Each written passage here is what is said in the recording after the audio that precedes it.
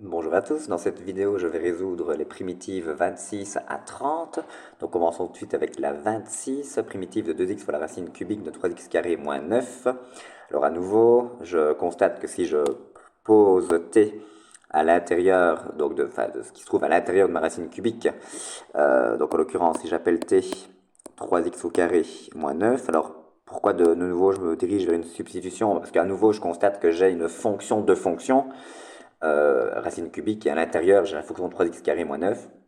Donc c'est pour ça que je me dirige vers une substitution. Je constate qu'en dérivant t, j'obtiens donc 6x moins 0, hein, puisque dériver d'une constante est nul. Ok, 6x, le problème c'est que j'ai 2x et pas 6x, mais pas de souci. Comment est-ce que je fais pour obtenir 6x? Eh bien, je vais multiplier l'intérieur de la primitive par 3 et donc diviser également par 3 pour ne rien changer. Et donc, allez, si je l'écris, qu'est-ce que je vais obtenir?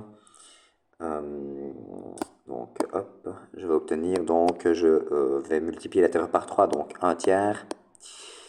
Pour ne rien changer, je divise par 3, c'est pour ça que j'ai multiplié par 1 tiers. Donc 3 fois 2x, ça va faire 6x, fois la racine cubique de 3x au carré moins 9 dx. Ok, donc j'ai posé t égale à 3x carré moins 9. J'ai fait apparaître le t' dans l'expression. Donc, comme d'habitude, on se retrouve avec la primitive suivante, 1 tiers fois la racine cubique de t dt à devoir calculer. Alors, une racine cubique, on ne se stresse pas, il n'y a pas de souci. C'est la même chose que t exposant 1 tiers. Et on se retrouve avec une primitive immédiate, hein, puisque on va à nouveau utiliser la formule primitive de x exposant n. Et donc, j'obtiens un tiers de... Alors, t exposant 1 tiers plus 1 tiers plus 1, cela fait 4 tiers, divisé par 4 tiers, à une constante additive près. Divisé par 4 tiers, c'est multiplié par 3 quarts. Donc, j'ai 1 tiers fois 3 quarts fois, alors t exposant 4 tiers, c'est la même chose que la racine cubique de t exposant 4 à une constante, donc additive près. Je peux évidemment simplifier les 3. Et donc, conclusion, je me retrouve avec 1 quart fois la racine cubique de, alors qui était t? 3x au carré moins 9.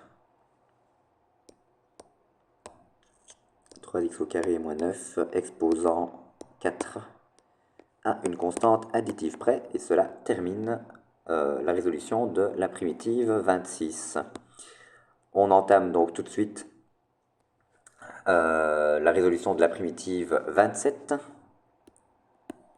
On me demande de primitiver la fonction x-3 fois exponentielle de x, dx. Je constate que j'ai un polynôme fois une exponentielle, donc cela me fait penser à une primitivation par partie, puisque j'ai, rappelez-vous votre moyen mnémotechnique, j'ai un polynôme et une exponentielle. Donc, qu'est-ce que je vais faire? Je vais poser en f de x la fonction x-3, que je vais ensuite dériver pour obtenir la fonction f' de x, tiens 1. En g' de x, je mets la fonction exponentielle. Je dois cette fois-ci primitiver pour obtenir la fonction g de x, qui me sera donnée évidemment par exponentielle de x. Ensuite, comme d'habitude, on va faire f fois g. Alors évidemment, je me suis trompé de stylet. Je vais faire donc... j'y arrive, voilà, f fois g, moins primitive de f'g. Donc, allons-y. Nous allons donc obtenir que la primitive de départ est égale à x moins 3 fois exponentielle de x moins primitive de l'exponentielle de x dx. Autrement dit, on obtient immédiatement x moins 3 fois l'exponentielle de x moins l'exponentielle de x à une constante additive près. Oh, ça sera un petit peu plus joli si on met l'exponentielle de x en évidence, hein, je pense. Donc, on va avoir l'exponentielle de x fois alors x moins 3 moins 1 à une constante additive près. Et donc, au total, qu'est-ce que nous obtenons? X moins 4 fois l'exponentielle de x à une constante additive près. Et cela termine notre primitive 27. On passe donc à la primitive 28.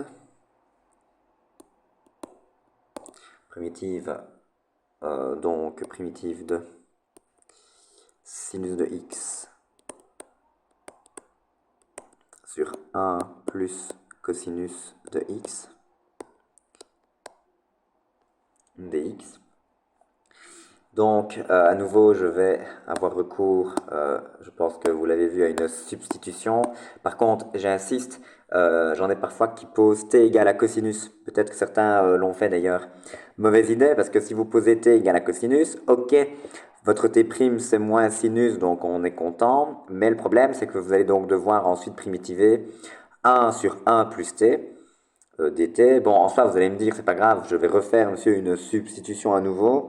Bon, pourquoi pas, hein, vous vous en sortirez quand même, mais quitte à faire deux substitutions consécutivement, autant en faire qu'une seule.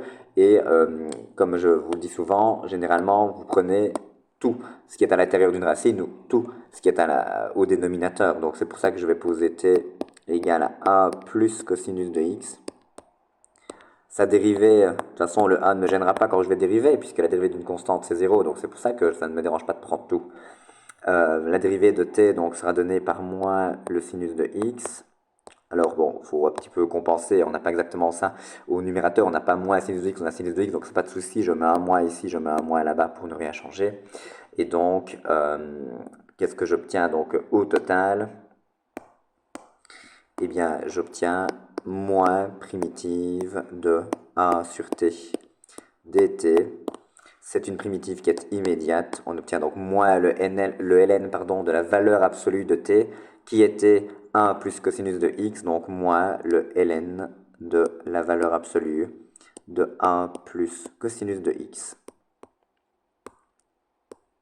à une constante additive près. Et c'est terminé. Alors, nous arrivons donc à la primitive 29.